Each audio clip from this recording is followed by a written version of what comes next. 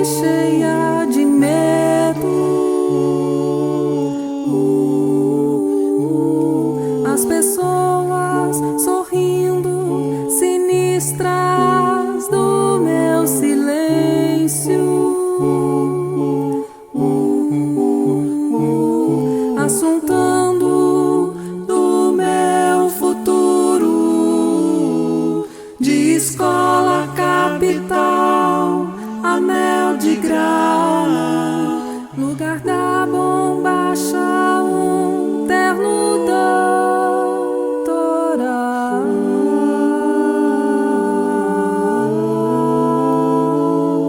Na estação minha mãe me dizia: meu filho, cuidado.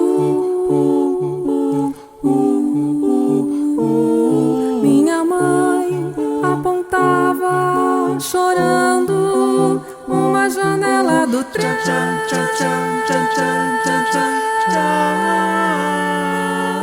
De repente eu estava do lado de lá da janela, do lado de lá, oh,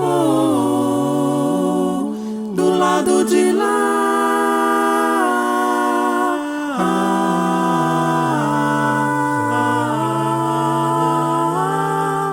Santa Branca até um dia e o trem corria pelo campo molhado de fim de dia. Ai, ai, Santa Branca, eu lhe dizia adeus e adeus pedia para um dia eu voltar. Santa Branca até um dia e o trem corria pelo campo molhado